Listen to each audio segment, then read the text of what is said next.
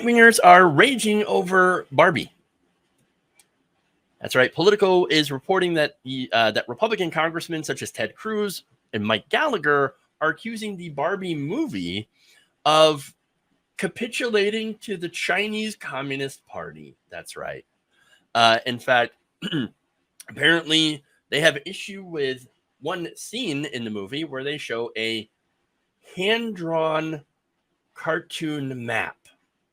Let me show you this. There it is. There it is. And apparently the detail in question is a dashed line drawn on the map off the coast of apparently Asia that critics have identified as the 9-dash line, a contested maritime boundary that Beijing draws more than 1,000 miles off its own coast to claim that the vast majority of the South China Sea is its territory, reported according to reporter Daniela Diaz. So there it is. They're flipping out over that. I will give you say some quotes first. Yes, please. You're gonna love these. I'm really excited. I love this story already. Okay. Speaking to Politico, Representative Mike Gallagher, who runs a House panel on China affairs, said that the fact that a cartoonish crayon scribbled map seems to go out of its way to depict the PRC's unlawful territorial claims illustrates the pressure that Hollywood is under to please its CCP censors. Wow. Spokesperson for Ted Cruz, meanwhile, said that Hollywood is altering and censoring their content to appease the Chinese Communist Party. Representative Mark Green of Tennessee literally introduced legislation that would discourage Hollywood from Chinese Communist Party censorship. He said in a statement, Hollywood studios that bow to Communist China prompted me to introduce the Screen Act. In no world should American films be spreading CCP propaganda. I encourage all film studios to stand with integrity or lose support from federal entities like the DOD. No. Okay, let me just add. No Chinese Communist Party propaganda, but Pentagon propaganda. We are all in it. Mike.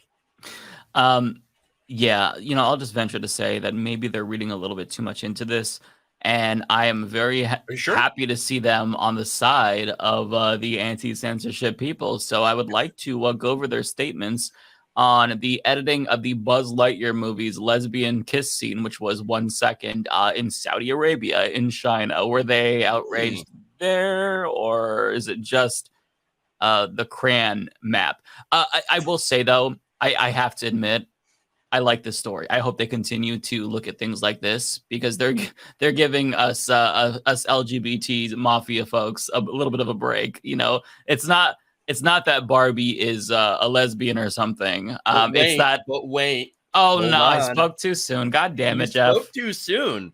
Other right-wing figures in the United States have had different reasons for going after the movie, which releases to theaters later this month. This was an earlier article, obviously. A pro-Trump Tennessee megachurch pastor recently proclaimed a curse upon the movie for being full of, quote, transsexual and transgender and homosexuality. Spoke too soon, Mike. God damn. I thought that we, maybe we skated by on this one. But no.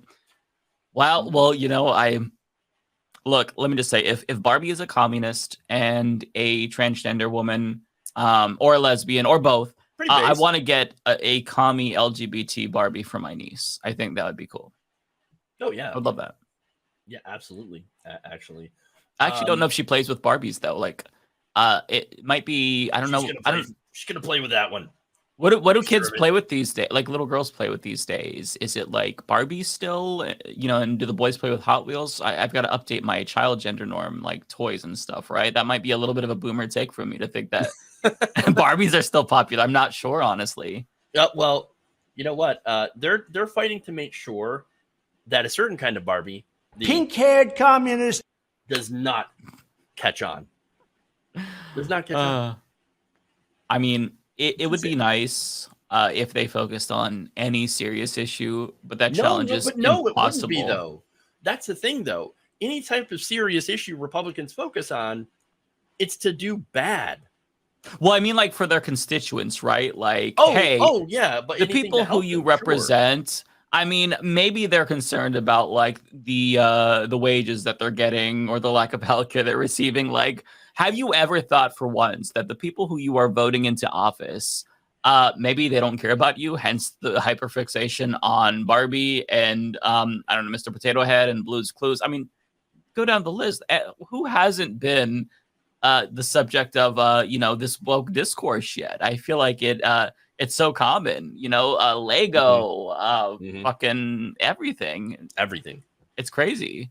Everything is woke, apparently. Yes, which is a weird thing. You wake up and then suddenly your potato chips are woke, and you're like, oh my god, how did that happen?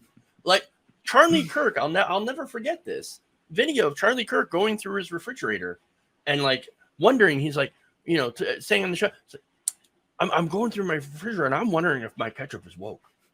And I'm like, what kind of weird privileged life do you live? Because that's what it comes down to. If you're worried about your ketchup being woke, you're not worried about anything else. You're not worried about your socioeconomic status. You're not worried of whether or not you're going to pay the light bill. If you're concerned about if your ketchup is woke, okay? That's the thing that we have to kind of it's just this myth that drives me crazy. It's the people that are worried about this stuff are just average Joes, average folks that are just working hard to get through, but they're assaulted on all angles by the woke. That's just not true. The people that are worried about this, that are fixated on this, are people with no worries whatsoever, no real concerns in their lives. Yeah, because they have time to sit here and complain about, I think my M&Ms are too woke, or they're not sexy enough. Whichever happens, whoever you are, right?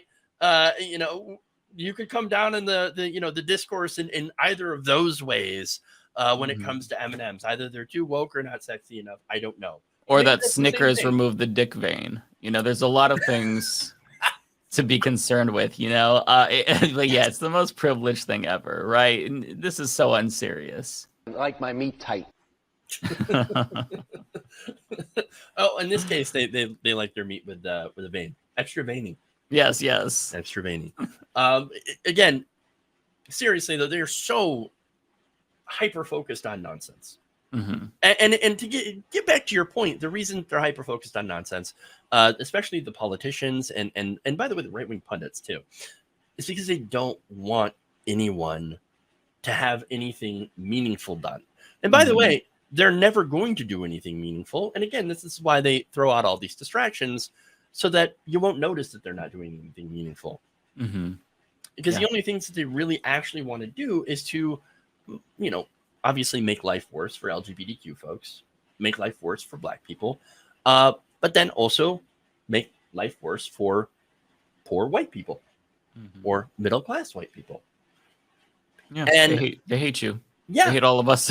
Yeah, they only serve wealthy people. That's it.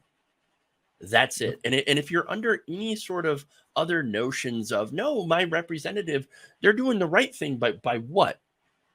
To help you in your life by going after woke Barbie movies? No. No.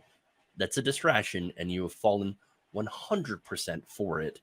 And it's actually allowing your life to be worse. Not the woke stuff. No, but the very people who are pledging to protect you from this, wokeness, whatever stuff.